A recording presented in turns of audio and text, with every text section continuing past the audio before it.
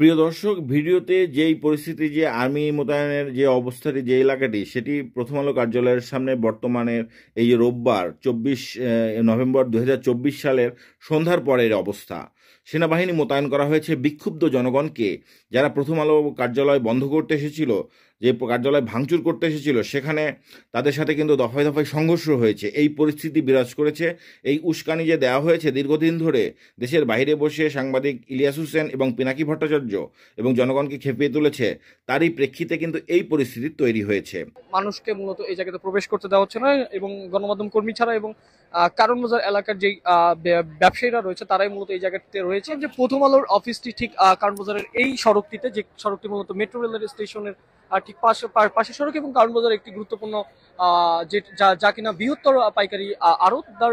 একসময় এই বাংলা অঞ্চলে মগ জলদস্যুদের হানার ব্যাপারটি খুবই একটি প্রচলিত বিষয় ছিল, এবং সেই সময় থেকে বলা হতো যে মগের মুল্লুক, অর্থাৎ যে মুল্লুকে কোনো ধরনের আইন কানুন, নিয়ম নীতি, রীতিনীতি কোনো কিছুরই কেউ তোয়াক্কা করে না। বাংলাদেশের এই পরিবর্তিত প্রেক্ষাপটে জুলাই গণ অভ্যুত্থান, শেখ হাসিনার পলায়ন, অন্তর্বর্তীকালীন সরকার গঠন এবং বর্তমানে যেই পরিস্থিতিতে এসে দাঁড়িয়েছে, সেটি হচ্ছে সেই মগের মুল্লুকের একটি উদাহরণ। যেই মুল্লুকটি আমরা নিজের চোখে দেখিনি, শুধু বই পুস্তকেই পড়েছি যে মগের মুল্লুক, এবং বাগধারাতে এই শব্দটি ঢুকে গিয়েছিল, সেই বিষয়টি কিন্তু বর্তমানে দাঁড়িয়ে গিয়েছে। এই যে আমার ভিডিওতে যেই অঞ্চলটি দেখতে পাচ্ছেন, সেটি হচ্ছে রাজধানীর কারওয়ান বাজার প্রথম আলো কার্যালয়ের সামনে।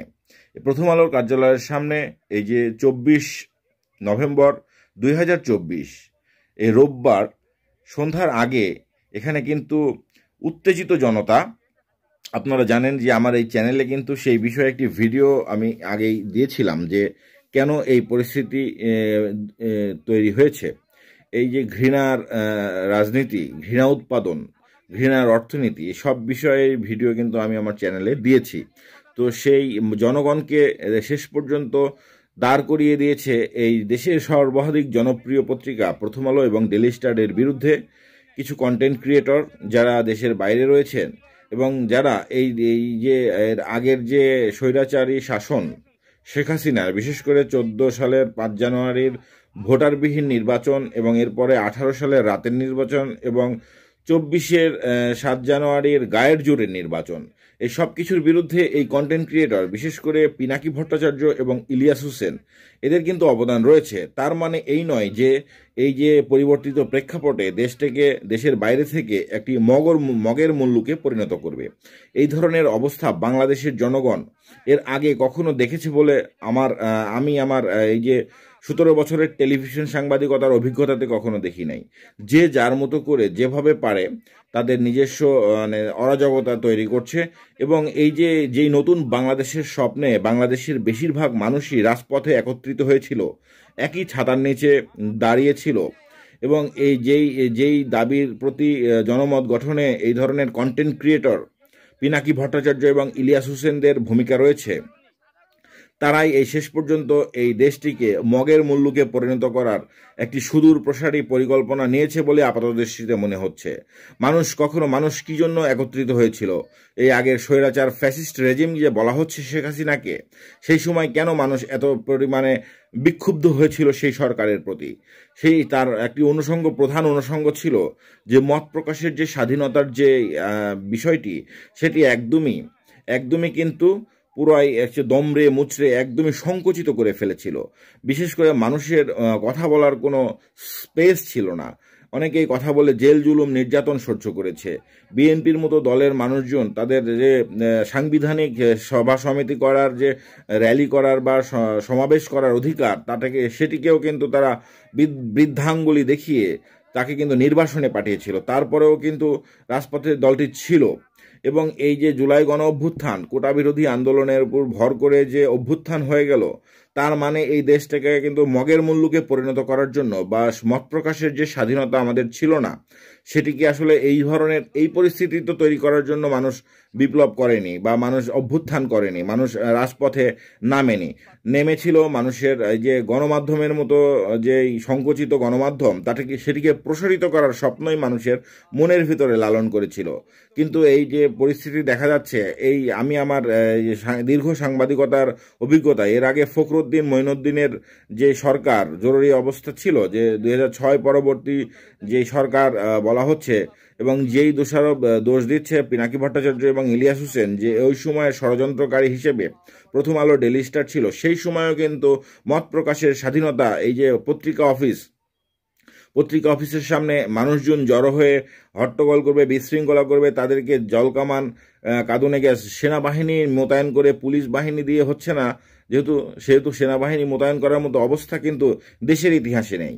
দেশের ইতিহাসে এই ধরনের পরিস্থিতিতে এই যে নতুন বাংলাদেশ বিনির্মাণের যে স্বপ্নে আমরা যে এই যে আন্দোলনটি হলো এবং অন্তর্বর্তীকালীন সরকার গঠন হলো, সংস্কারের প্রশ্নে তাদেরকে সংস্কার করার জন্য যে বিভিন্ন সবাই ঐক্যমত হলো, এখন যে এই পরিস্থিতি তৈরি করছে এই ধরনের বিষয় আশয় নিয়ে, বিশেষ করে এটি একটি খুবই রাষ্ট্রের চতুর্থ স্তম্ভ বলা হয় গণমাধ্যমকে। এই গণমাধ্যমকে যে এইভাবে সংকুচিত করে সেখানে র্যাব পুলিশ আর্মি সব কিছু দিয়ে এই যে উত্তেজিত মবকে বা জনগণকে ঠেকাতে হবে, এই ধরনের পরিস্থিতি, তাহলে মানুষের পুরো বিশ্বের কাছে কি ধরনের মেসেজ যাবে?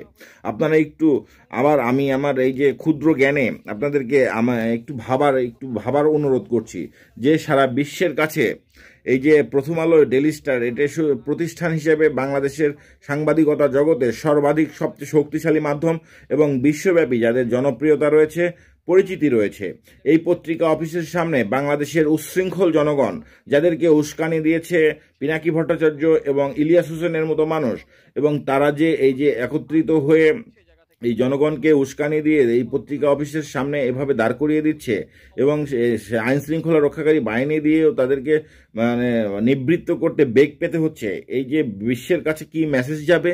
এবং এই যে পতিত স্বৈরাচার, তারাই বা কি ধরনের সুযোগ পেতে পারে? এই ধরনের পরিস্থিতিতে বাংলাদেশে একটি গণতান্ত্রিক ভোটাধিকার, মানবাধিকার, মত প্রকাশের স্বাধীনতা, এই ধরনের যেই পরিস্থিতিতে নিয়ে গিয়েছিল শেখ হাসিনা, সেখান থেকে উত্তরণের জন্যই কিন্তু মানুষজন একত্রিত হয়েছিল।